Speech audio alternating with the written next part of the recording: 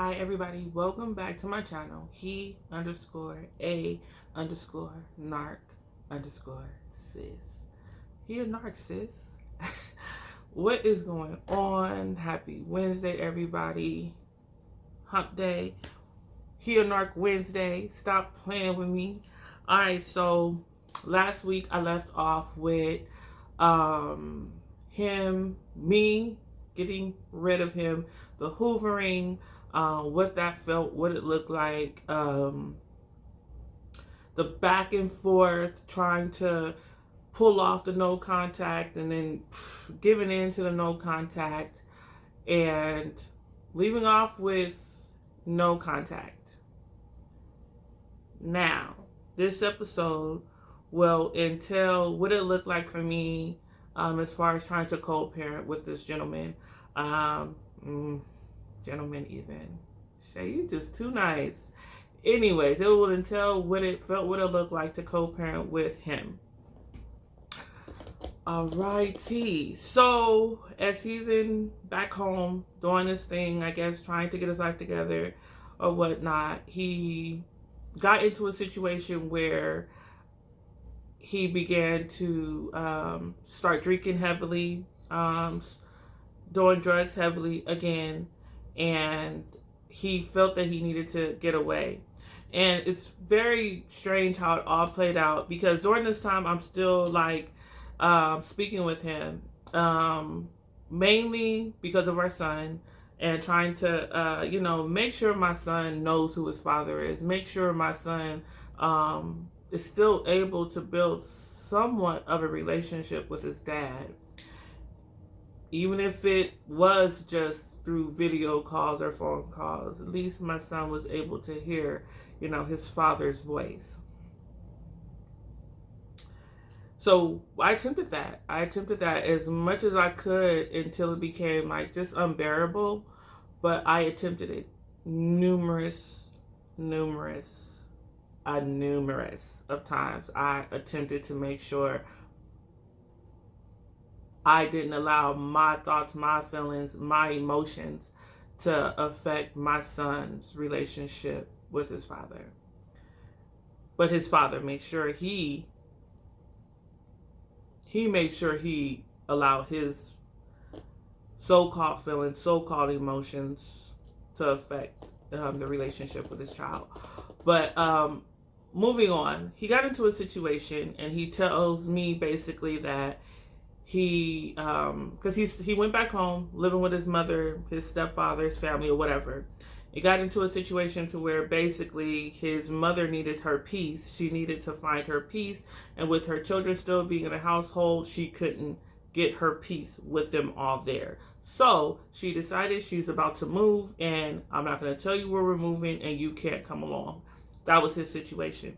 Had nowhere to go. Literally in a pickle. Like, my mom is moving, and she's telling me the day that they move, I need to get out. I have nowhere to go.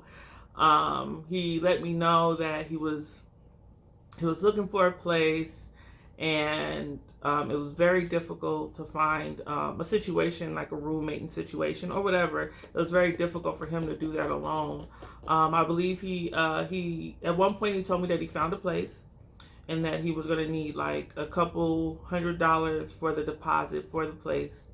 And me being who I am, he didn't even ask me. Let me just say, he didn't ask me, but him telling me the situation, and me being who I am, I'm like, well, I can help you out with this. And I just remember like helping him out as far as, because the day of, it was pretty bad. Like, they were not playing. Like, I'm telling him, like, are you serious? Like, just ask your mom, like, at least till you find a place. But no, she was literally like, I'm moving, and if you don't have a place, you're going to be living on the street. Pack all your shit, you're on the street, because I need to get out of here to move into the new place. It was kind of cold, and it was kind of weird. Like, a parent would do that. And then not only that, a type of parent she portrayed herself to be. And when I say that, she portrayed herself to be the type of parent that was like, all about her child, and so involved in her child's life until she no longer wanted nothing to do with him. You know, you made sure that he no longer was taking his medication. You made sure that he got to a point of needing you 100%, and you abandoned him. And I mean, not to just put this episode all on that, but literally abandon him. And it wasn't the first time. Like, you literally got him into a place to where he's vulnerable. Not only vulnerable, got him into a place where he 100% needs you for all things, for everything. He once had his own, but you didn't like to see him with his own. It was something off. It didn't sit well with you for him to have his own. So you made, I don't want to say, yeah, she made sure that he fucked up. Because as soon as she left from the visit, that's when he started fucking up. And as soon as he started fucking up, I booted him, and he went back there to where he 100%, he had nothing. Nothing. No source of income once he moved back home. No means of transportation when he moved back home to his parents. Like, literally nothing. Oh, but all the liquor, all the weed, everything you need to fucking hit rock bottom. And that's exactly what happened. And once he hit rock bottom and no longer on his medication, and I'm sure he was having some, like, mental breaks out there. That's why she was just like, oh no, this is just way too much. You can't come with us. Like, I'm sure that's what happened, but he would never tell me that. It was pretty much her saying that she needs her peace, and she cannot find peace as long as he was in the house. So I ended up sending him money to help him move or find some type of shelter during this transition that he's in. And as you guys know, unhappy people or hurt people. So during his transition, he kept, even though I helped him, he still was very ungrateful. He wanted to blame me for the situation he was in. Well, you the one kicked me out. You did this to me. You did this to me. You did this to me. He's trying to list all these things that I did to him, and not for once took any responsibility for cheating, talking to me any kind of way. He never took responsibility for all the shit he did. It was just me. You're the situation. You're the reason I'm in the situation I'm in today. It's your fault. Bet. So, and that's where I stopped communicating with him. At that point, I was done speaking with him, no longer communicating with him, because you're not in a good place. And I'm doing everything, not everything, but I'm still trying to help you out. Even though you're an asshole, even though you did all these things to me, I'm still trying to look out for you. And yet, you have the audacity to try to blame me for the situation you're in today. Yeah. Bad. So, cut off communication. Emails, all that stuff, all over again. No longer communicating. And it's so sad because I always would go back to thinking, like, what about our son? Like, this has nothing to do with our son. Like, why does every time we have a misunderstanding or he gets fucked up in the head and wants to project it off on me, it affects our son? You know, like, it would make me so mad. Like, dang, Shay, get it together. And it was almost to a point, it's like, Shay, it's either you're going to accept this type of treatment as long as he's able to have his son in his life, and his son is able to have him in his life. I mean, you're going to have to accept this type of treatment. And I just wasn't having it. At that point, I wasn't having it. You talking all this rah-rah, I'm done. So, I want to say about a month later, or a few weeks later, I remember him calling me from an odd number I didn't know. And it was him basically saying that he was back in California and he wanted to see his son, and he was close to where we live. And at this point in time, I done already made up an elaborate lie. I told him that we had moved. We're no longer at the same place anymore. I gave details of what the fictitious house looked like. Like, I did all that just because, like, I didn't want him to pop up, you know? So I made up this whole fictitious house.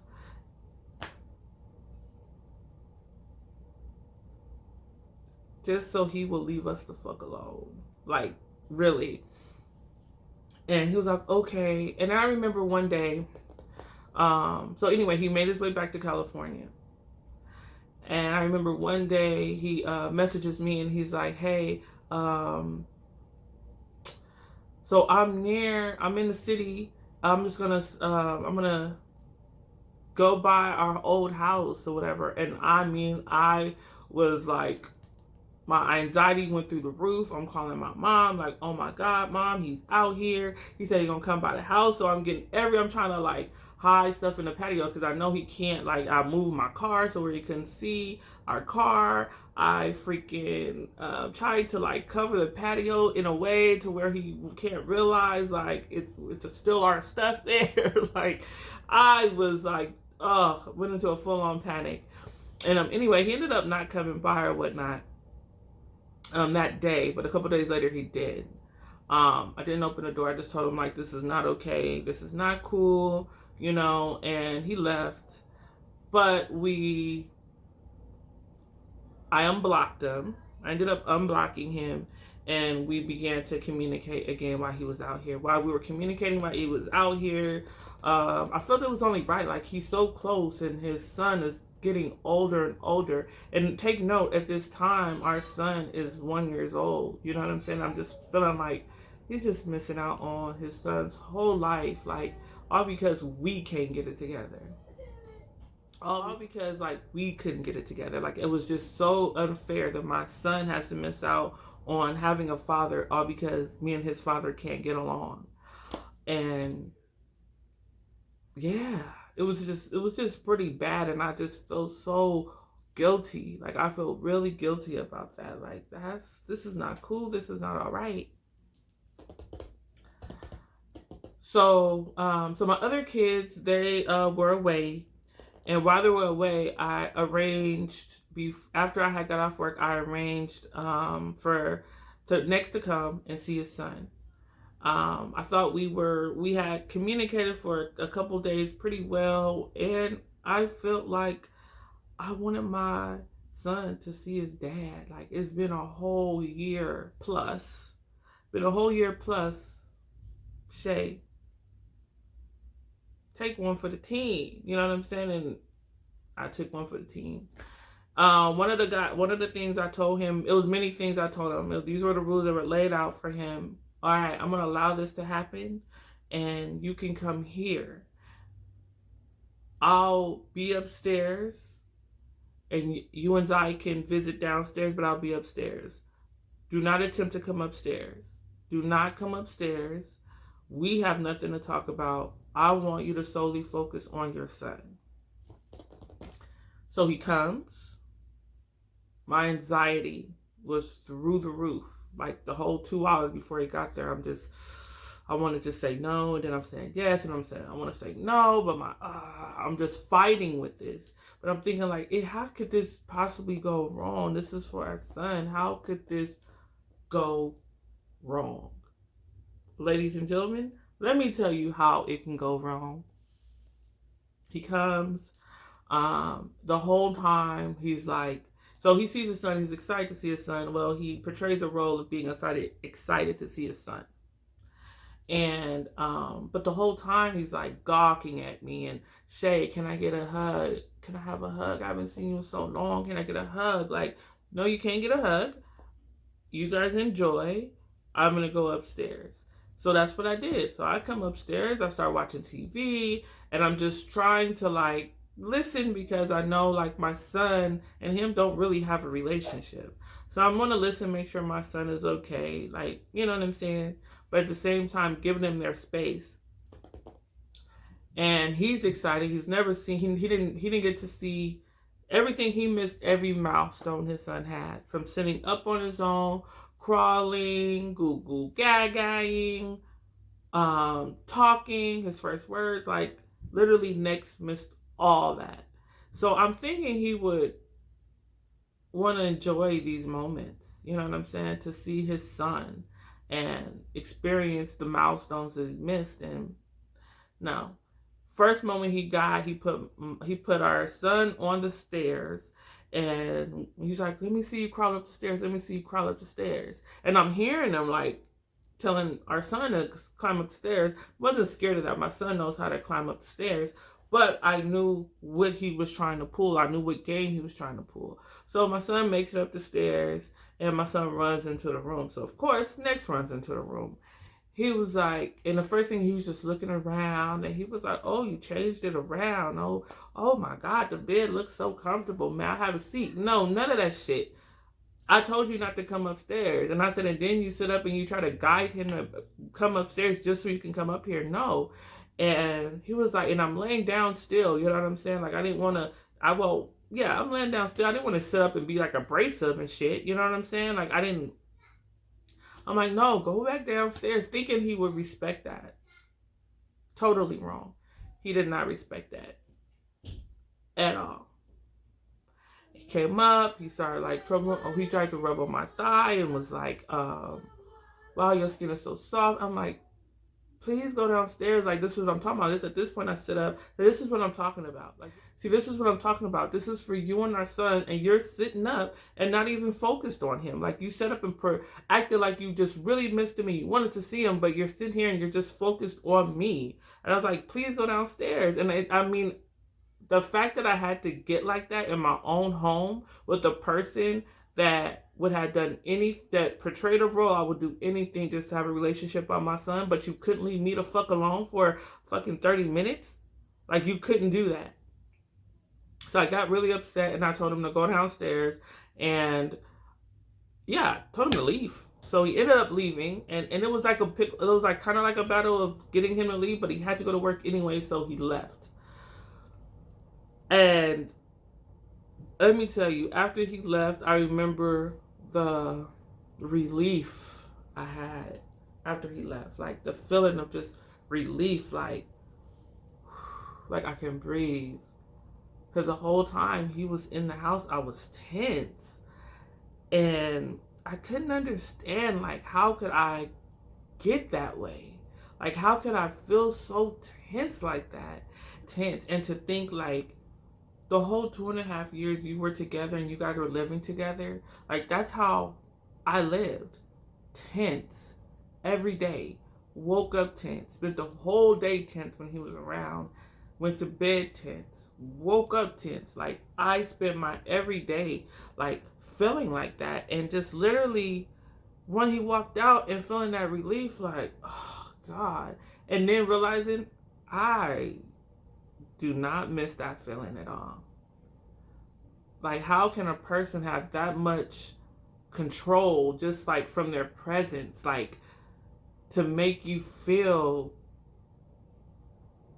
I can't even describe the word. Like, it was just, I felt so, after he left, I felt so tired. I felt so drained. Like, he just came in and sucked my energy and just, and I felt relief, but I felt exhausted. You know what I'm saying? Like, I just did like a fucking 5-mile run. I just feel tired. I just feel so tired.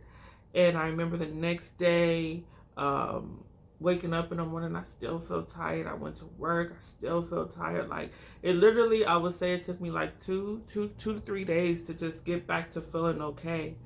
And during that time, like, he was still calling, and he was like video chatting with our son and stuff. But it was just the presence. His presence was very, very draining to me. Like, it's very hard to describe. And I'm just so grateful and thankful. Like, I don't have to, like, experience that anymore. Like, fucking, my heart goes out to people that are still dealing with that and have to live with that feeling every day, because that feeling is so, it's so crazy. Like, how a person could just, like, just in your presence, be in your presence, and just fucking drain you just for that 30 minutes, 10 minutes that you're around them. how they can literally suck the energy out of you. They can just literally suck it out of you. All right, yeah, my prayers go out to anybody that is still having to deal with that on a daily basis, or like even just temporarily. Like, fuck. Man, like, it's horrible. It's very fucking horrible. So moving on along, for our son. So even though, so I guess like, so he began to work. So he's working now, and he's progressing. He's no longer drinking, no longer using any, mind-altering substances at this point. And he went from, actually, like, he was homeless out here in California for a minute before, like, and he started working while he didn't have like a stable place to stay, and was able to like find a place to stay. He found him a home and everything. Like, he was slowly growing, and it was kind of awesome, even though he was still fucked up in the head. It was kind of awesome to see like him making these moves, you know what I'm saying? And with no help, because he literally had no help. He had no help from his mom. I mean, he had no help from his family back home, and he definitely didn't have any help from me, because I was no longer helping him anymore. And he literally did it all by himself. And as we would communicate off and on through this time, I was able to like see it, and he's literally doing it by himself, and he seemed like encouraged and motivated.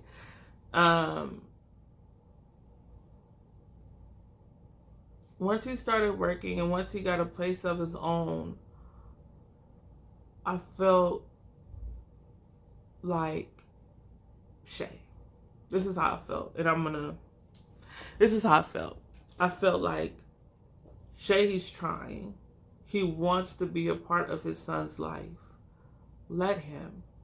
Look at all the things that he's done to make sure that he is a good role model for his son, and to assure that he's in his son's life. Like, he left his hometown, came back out here to where his son is, and he's taking almost all the necessary steps to make sure he's in his son's life. Let him. So, as we were talking, I remember just saying, I'm going to stop being this way. Because like I said, I start to feel guilty for me keeping him away from his son and keeping his son away from him. I'm starting to feel guilty. Even though I feel the way that I feel around him, it's not fair to take away from our son. Even though I might feel a little, get all tense and inside, like, don't do that to your son, Shay. So I remember him and I having a conversation, and I invited him over. But before I invited him over, I spoke with my oldest children, and I, spoke to them, and I asked them how they felt about it, as far as like us spending time with Isaac's dad, because I'm not really at the point where I'm just gonna be like, okay, I'm gonna drop Isaac off to daddy. I wasn't at that point at all. So it'll have to be something I want to monitor first to make sure it's a healthy situation. So I spoke to my kids, my son, of course. Everybody deserves second chances, They were okay with it. And not only that, because they cared about this man too. So of course they wanted to see him. They wanted to spend time with him. So that's what we did. So I set up a day where I did a painting activity. So what we did some painting. And so he came over, we painted, and everything went good. The kids were excited. But let me tell you some red flags that got me. At this point, I'm pretty into my healing, I'm pretty in deep with my healing and trusting my intuition, and I'm just there, I'm very centered and grounded at this point. So during the painting activity, I light incense, I turn on some meditation music, and we're painting, get the the vibe right, you know. And I burned sage before he got there. Let me tell you, I burned sage and Palo Santo before he got here. So I'm clearing out energies, allowing the positive energies to enter before he gets here, so I can feel a sense of calmness, a sense of peace. When he got here, I lighted incense, I played some meditation music, and we're painting, and we're actually enjoying it. Everybody's having fun. After the painting, we have dinner, and the vibe seemed okay. The vibe seemed okay. And it was getting late, and I remember, like, I don't know, it was getting late, and I just remember saying, like, if you want, you can spend a night, you can sleep downstairs in the living room, I'll get you a blanket and stuff, woo woo woo. And he was like, well, he was like, I haven't slept with my son for a long time, and I just want to hold him while I sleep. And I was like, yeah, he's not getting on the floor, you know. And I was like, nah, he sleeps with me. He was like, well, can I sleep with y'all? And I'm telling you guys, like, into the thick of it, into like, when you're in the thick of it, like, you honestly, your brain is cloudy, your mind, your thoughts, everything is just cloudy. But I'm gonna tell you, no excuses. I accept everything I did, like, for real, no excuses. But yeah, so that night we ended up sleeping together. When I say sleeping together, I'm not saying like side by side. We were intimate with each other that night. And I remember the intimacy.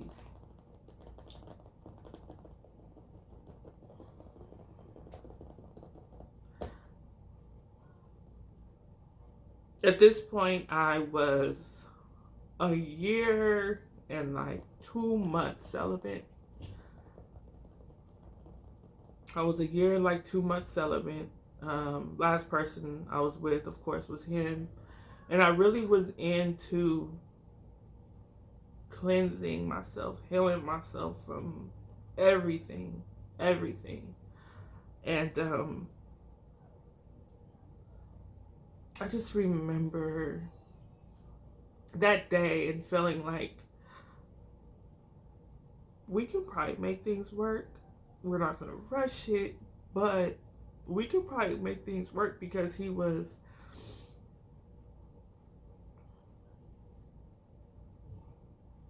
everything I needed him to be. Not just to me, but for the kids and for especially his son. Like, that day he was everything I needed him to be. And I just thought like that. I just thought for those moments, like, this could happen. This could really happen. And anyway, we were intimate that night. And I remember the intimacy. And the intimacy felt and looked a lot like confusion.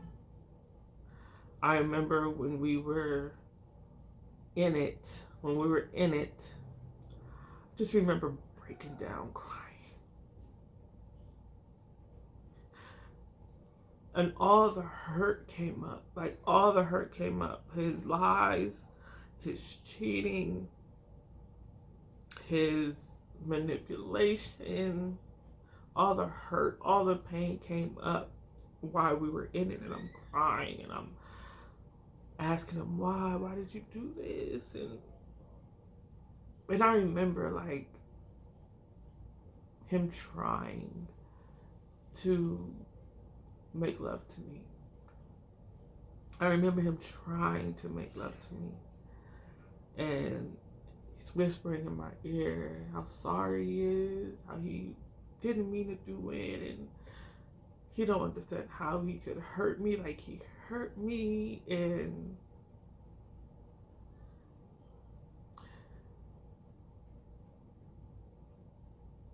I didn't enjoy it,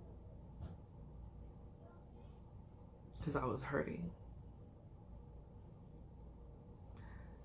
And I remember feeling like, I don't think he means this. I remember feeling like I don't think he meant none of the shit he was saying. Like, you know, like it just didn't sound real, didn't feel real. Like,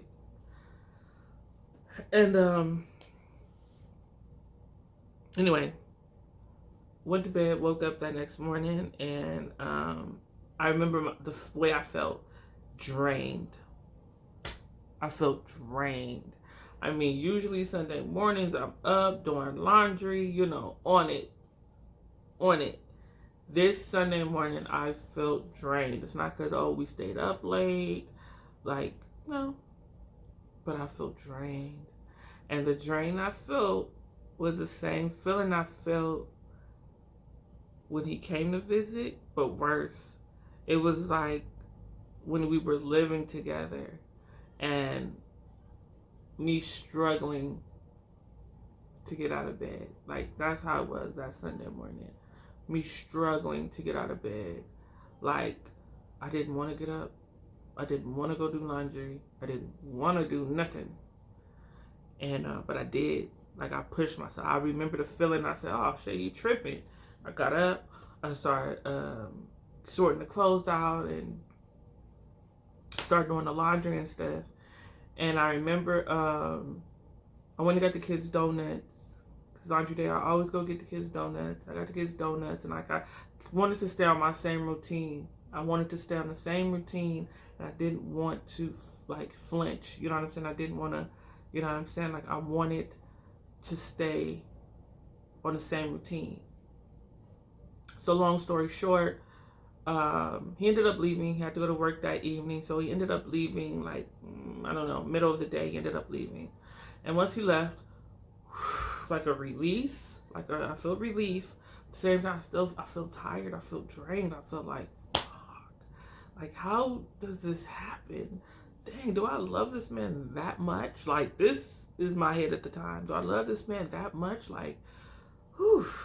Am I feeling this way because he's gone? Maybe when he was here, that's how I'm supposed to feel. Like, all these things is just going on in my head.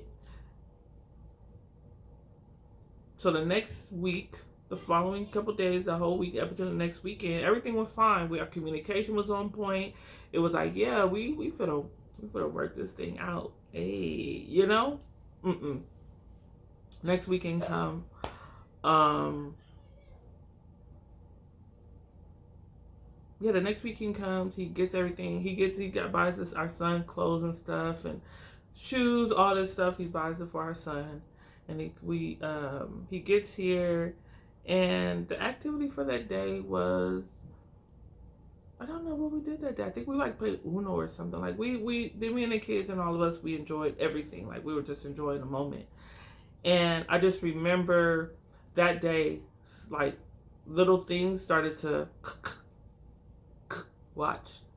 Like everything, like I'm trying to come up with the word, but I'm trying to explain to you that day. Red flags started to pop up because at this time I'm already in tune, and I've already been reading up on narcissism, narcissistic abuse. I'm already reading up on this stuff, so I'm starting to see like the red flags. One of the things was like so after we ate dinner, he started cleaning, and I'm telling him, nah, I got that. The kids do it. Me and the kids do it. You good? Go sit down. You know, because I seen that to be, he wanted to portray a role of, you know, good guy, you know, I do this, like the cleaning, cooking, I love kids. He's going that again. He's doing all that again. You know what I'm saying? And I'm saying, oh, he's trying to love bomb Shay. Control that shit. Control that shit. Control that shit. So, that's what I started doing. I started controlling that shit. So he was like, oh, let me do this. Okay, woo woo. And then he was like, oh, I seen that something was broken. He went to fix it. No, don't worry about it. I'll get it done. You know, like he tried to like nitpick at the house and try to find things to do, you know, to feel needed. So he can manipulate me into think that, oh, I need him. Because in the beginning, that's how it went. In the beginning, like when he first came to my home, like I had little things that needed to be fixed. And he fixed all those things. And I remember thinking like, that, this is exactly what I need. And I felt like that's what he was trying to do. And I'm like, nah, shit, control that shit. Control that shit. So I kept telling him, no, I'm good. We got this. And I remember I remember the look he gave me. Like, every time I would like, we got it, he'll be like, like, what you mean? Cause I kept stopping him in these things. The most important part is this part of the day.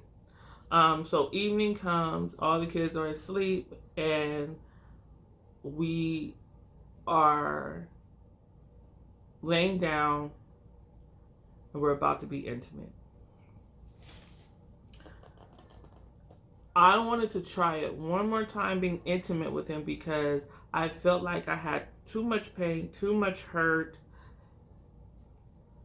the first time. That I want to see if is this something. Is this was that really what it is, you know? And I remember throughout the whole week prior to this night, I remember just asking my guys, like, give me a sign. If this is not supposed to be what it is, give me a sign, you know? And like I said, I'll start that day specifically, I started seeing the red flags, you know? I started seeing them, and I started, and I'm like, like in my head, I'm like, oh, man. But, you know, and it wasn't disappointment. It was just like, I was so happy. Like, I was so happy, like, I was able to identify it, you know what I'm saying? Because I know the signs now, you know? And I'm able to identify. I'm like, man, this is crazy in my head. So one and now at nighttime, I'm thinking like, okay, I want to try it. I want to see. So as we're intimate, I remember like not enjoying it. And I remember him trying to, like, he's speaking to me like, we're gonna be together, like, these, you know, we're gonna be together, I'm so happy we get this moment again, da da da da da. And I remember him saying, like, as he's doing this thing, he's looking in the mirror, and he tells me to look in the mirror. Look in the mirror. Come on, baby, look in the mirror. I look in the mirror. I seen nothing but a black fucking shadow. Black, demonic shadow. Stopped. Dead in the tracks. Stop. I get up. I go to the bathroom. And I sit on the toilet. Probably too much information. But hey, I sit on the toilet. And I remember thinking, what the fuck? And I'm just like fucking tripping the fuck out. And I remember him like, you okay? No, I'm not okay. I'm telling him like, no, I'm not okay. What are you doing? Like, I'm asking what he's doing. And he was like, nothing. Are you gonna come back? In a minute. And I remember like, I remember sitting and I'm just thinking like, just breathing, taking it all in. Like, this just really fucking happened, Shay. This really fucking happened. I remember coming out the bathroom and him just laying in the bed. He was like, you all right? I said, no, I'm not all right. He was like, are we gonna finish? I said, absolutely not. I said, no. He was like, all right, I can respect that. And let me tell you, ladies and gentlemen, him saying, all right, I can respect that, he's never respected no when it came down to intimacy. He's never respected no. So that was a shocker. So I can respect that. Okay. Are you going to tell me what's wrong? No, I'm not going to tell you what's wrong.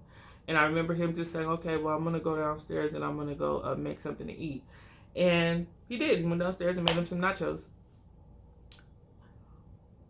That night, I remember as he was downstairs making his nachos, I remember doing a prayer and asking for the safety and protection of my kids as we close our eyes tonight. And I remember going to sleep. I don't know when he came back up or none of that, but I remember going to sleep.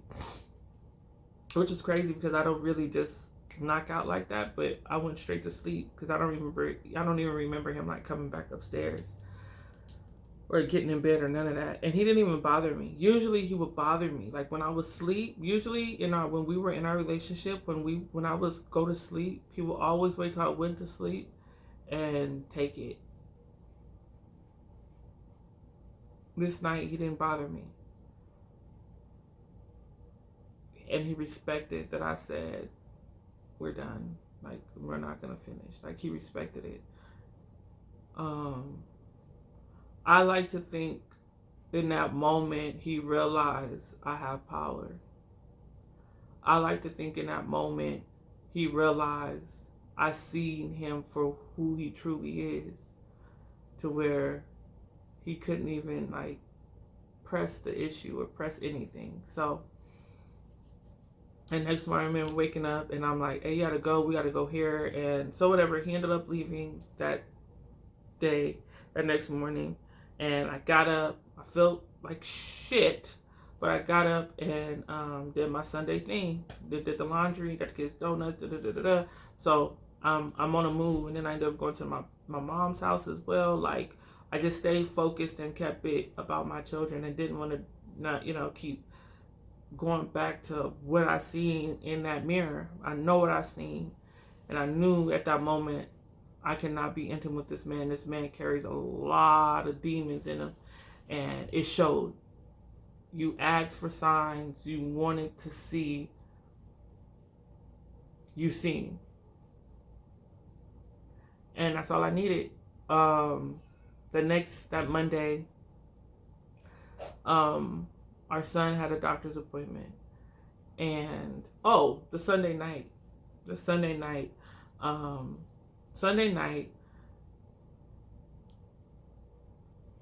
I guess he stayed up all night Sunday night. I don't know how it went, but anyway, Monday morning I wake up to like my Instagram, my Facebook, just ran through. And when I say ran through, I'm saying like he's liking pictures, he's commenting on pictures. Like, it's just my notifications were crazy on Instagram and Facebook from him. And he's commenting on old comments of people, of gentlemen, like, commenting, oh, you're so beautiful, hey, beautiful, hi, how they do that shit. So, and he's replying back to these old comments from like 2019, 2018 stuff. Like, he's commenting back on that stuff. I wake up to those notifications and wake up to him his text messages saying, I knew you were this and you this. He's just calling me names and all this shit. Sunday, when we departed, when we split ways or whatever, when he bye-bye, it wasn't mean. It wasn't like, it wasn't a bad situation. I made sure like the transition of, us departing ways was fine. Like, it wasn't like, okay, I never want to deal with you no more. It was none of that. It was just like, okay, see you next weekend. But I knew I wasn't. And then that Monday, that's what I woke up to, all that stuff. And I'm thinking to myself, I'm telling myself, well, I didn't need no more signs. I know who he is. Like, why is he doing this now? And he started doing all this stuff, repeating that same routine, all this stuff. And I felt like he must have known, like, where I was at this time, which is pretty much done. And that was the last time we would ever be intimate. I seen you.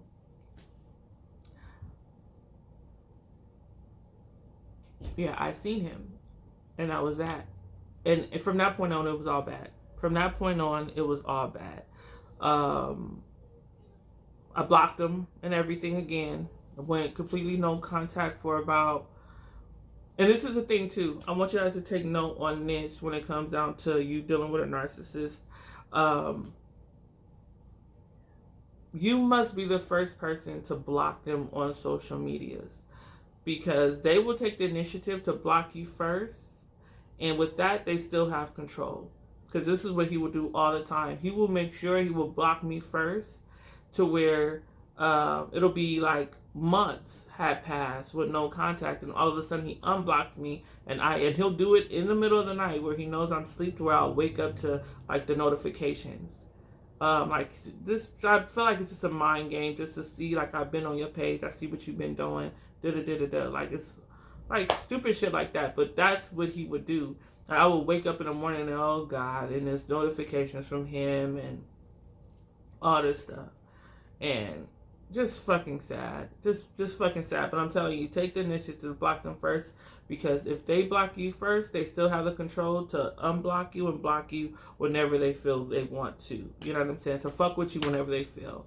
So do that shit first. I wish I would have known that. But he will always do that. He will always block me first. And I would think I had already blocked him, because I would be like trying to block him, but he's already blocked me. Oh, I already blocked him, you know? And I wouldn't further investigate it. You know, I already blocked him. But so that's what people do. And so anyway, so we stopped dealing with each other. I remember he cussed me out on all kind of bitches and all this shit, like he will always do, accusing me of seeing other people, accusing me of lying about the last time I was intimate with somebody, and he know he wasn't the last person. I'm thinking like, okay, bro, like you're a whole fucking weirdo. Like I know what the hell I've been doing. I've been taking care of myself. I have not had time to fuck with anyone. I don't even like people at this point. Literally, I was at that point. I didn't like people. Well, I can't say that. I didn't like men. Like, I didn't like men. Period. I didn't. I frowned up at all of them. I'm not like that now. I like men today. Because not all men are the same. Bloop. So anyway, stopped talking, all that stuff for a while. He ended up, about a month or so later, he contacted me. A month or so later, he comes over to our home and he's bearing gifts. He has flowers for me after he fucked up. He has flowers for me. He has diapers for our son, clothes for our son, donuts for the kids. This is what he's bearing these gifts. And it's like 6 o'clock in the morning. So he's knocking on the door. I peep out the door. I'm like, what are you doing? He was like, Shay, I just need to apologize. I'm telling you, he came dressed, like, to the T. And I'm looking at him like, it looks stupid. But anyway, I don't want to apologize, Shay, No. Like, you can't apologize. Like, you've done way too much. You can't apologize for the things that you've done. It's a wrap. Like, absolutely not. I'm no longer accepting your apologies. What about my son? What about your son? What about your son? Do you think about your son when you're cussing me out and doing all this extra bullshit? What about your son? And I told myself, I will not allow him back in my home again. After the demon I seen in that mirror, I will not let you back in my home again. Absolutely not. So he wants to come in. No, you're not coming in. You can drop those things off. I'll pick them up. But at the same time, I was at the point to where I know he carries bad juju. So anything that comes with him has that juju. No, I didn't want nothing. He got upset, and I had the door cracked as I'm talking to him. He got upset, and what upset him was, on my brother's rest in peace, I will never allow you in my home again. And I said it just like that.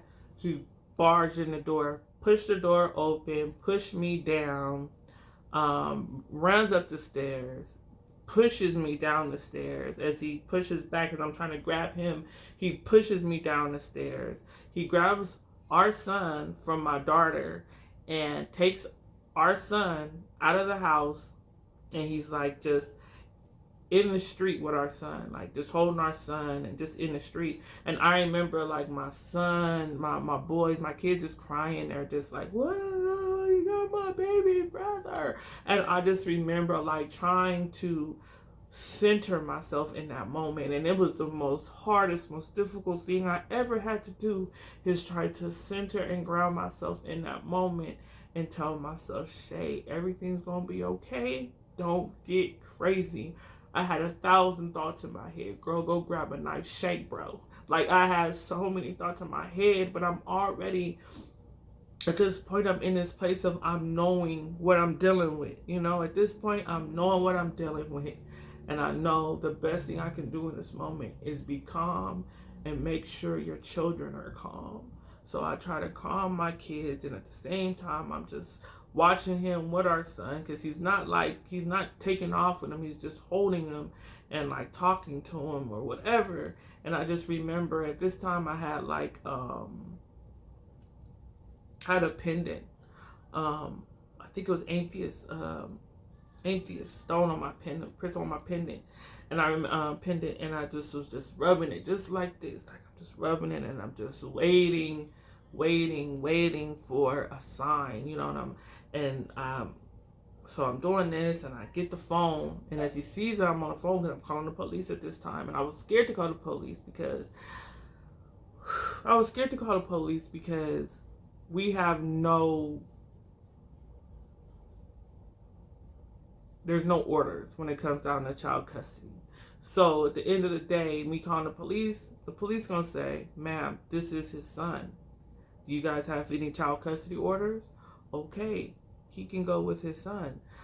So I was kind of nervous on calling, but the first thing that voice said, call the police.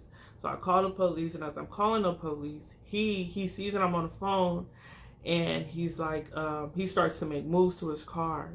So I get my phone, as I'm on the phone with the police. I'm taking pictures of his car, everything, license plate, all that stuff. And then I'm like, I'm on the phone with the operator of the police. They're still talking and talking. I'm just, he's got my son at this point. He's trying to get in the car. So I hang up, and I just go straight towards him. I'm like, what the fuck is you doing? Like, you have no car seat. You have nothing for our son. Do not put our son in that car. I remember him putting our son in the passenger seat of the car. He puts our son in the passenger seat of the car. I'm tussling with him. I'm literally tussling with this man. Like, no. You know what I'm saying? So I somehow get in the driver's seat of the car. I'm sitting down in the driver's seat. He gets on top of me, and he's tussling with me. He puts his keys in the ignition, and he starts it. He takes the car from park, put it in drive, but his foot's on the brake. And I remember thinking and saying, our baby, why are you doing this to our baby? And the police showed up. His gun is drawn. He's told him, sir, get off of her. Ma'am, get your baby. Go in your home. Got my baby, went in the house. And it's horrible and tragic as that story seems, that event needed to happen. And I just thank God that myself and all my children were safe in that event. But that event needed to happen. And that event needed to happen for me to be where I am today, and for me and my children to be where we are today. And I'll get further into that. But after that event happened, the police came, asked me what I wanted to do, told them I wanted him to go to jail. Do I want to press charges? Absolutely, yes. Child endangerment, all that good shit. And the officer was just like, do you know if we do that, he'll be out? He'll be out the same day. It's like, if you take him to you did say he had some diagnosis. I was like, yeah. And he was like, well, if we get him admitted to the mental facility doing 5150, he'll be in for the 72-hour hold to watch or whatever, and he won't be released until Monday. And he was like, and the officer was like, I really recommend you do that. That way you'll have Monday morning, you go straight to the courts and do restraining orders and all that stuff. And I said, okay, mental hospital it is for him. I didn't press charges, but that Monday, played no games. Went down there to the courts. He told me exactly what court to go to, because the one I went to before was horrible. He told me which one to go to, so I went to the one that he told me to go to, and I had all my documentations to a T. They granted my restraining order, and they granted my temporary child custody, so no contact whatsoever. the relief I felt knowing, and like I went to the downstairs to the sheriff. They served him that same day. Sheriff called me the same day, let me know, hey, so we served him. Boom. I think it was like a week passed, and I didn't hear from him, and that was a shocker to me. Like, wow, I thought he was gonna go crazy. I thought he was gonna go ballistic, and I didn't hear from him. And when they say trauma bond is real, I'm gonna repeat this to you a lot of times. Trauma bond is very real because I didn't feel right. I had guilt because I had taken his son from him.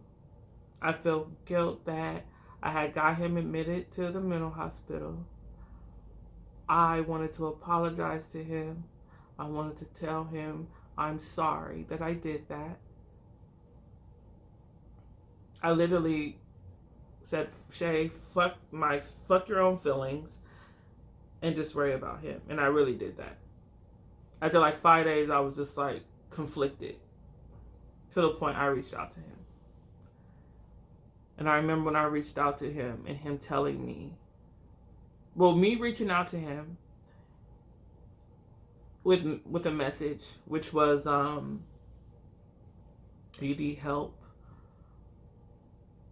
You need to distance yourself from your mother. Like me, just, you don't just have that. You know what's going on with this person. You know the root of this person's problem, and you just want to help them. But no one, but you know what I'm saying. But no one, it can jeopardize you.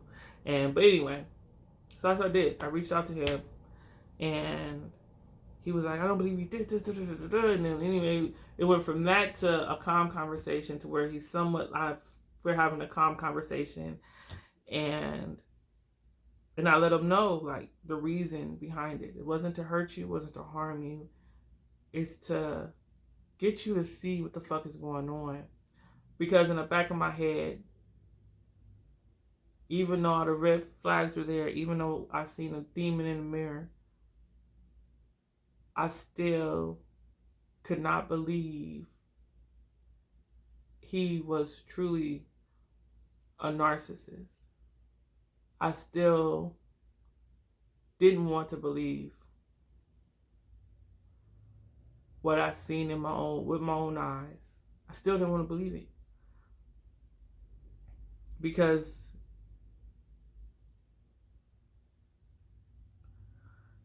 there's moments when I'm with him or speaking with him, I see a broken little boy. A broken little boy. So it's so hard for me. Even like now, you see I'm getting emotional because it's hard. Like, because I see a broken little boy, and that's not even who he is.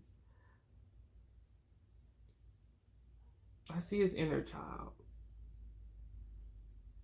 That's basically what it is. It's like when there's times when I'm speaking to him and I'm listening to him or I'm with him and I see his inner child, which is broken, which is hurt, who is in a lot of pain, and I see that. But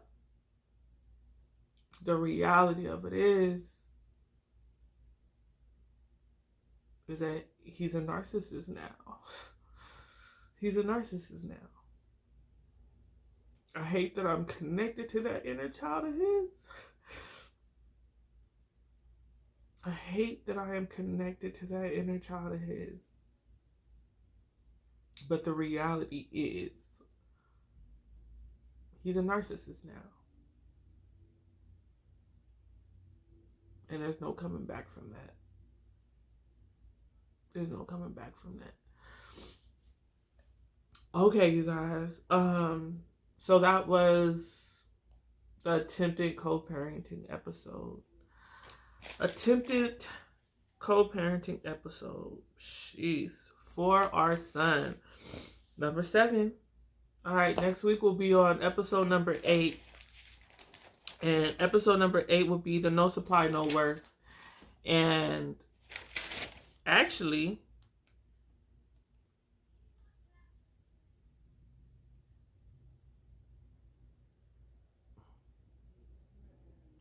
yeah, episode 8 will be the No Supply, No Worth. And the No Supply, No Worth will basically detail all the events that happened after court regarding the restraining order. All the events that happened after that. The smear campaign, where he went online and he made a fake page and tried to portray me out to be, I don't know what he was trying to portray me out to be. Contacted my family, the emails, the lies and all that stuff. So that's what episode 8 will entail. I want to thank you guys for tuning in to episode number 7 for our son. I know I got a little emotional, not even a little emotional, a lot of emotions going on here. But I really appreciate you guys for just sticking it out with me. We're almost at our end. We're almost at our end. Thank you guys so much for tuning in to He a Narcissist. He _ a _ narc _ sis. He a narcissist. All right, you guys. Thank you so much. See you guys next week. And it don't stop.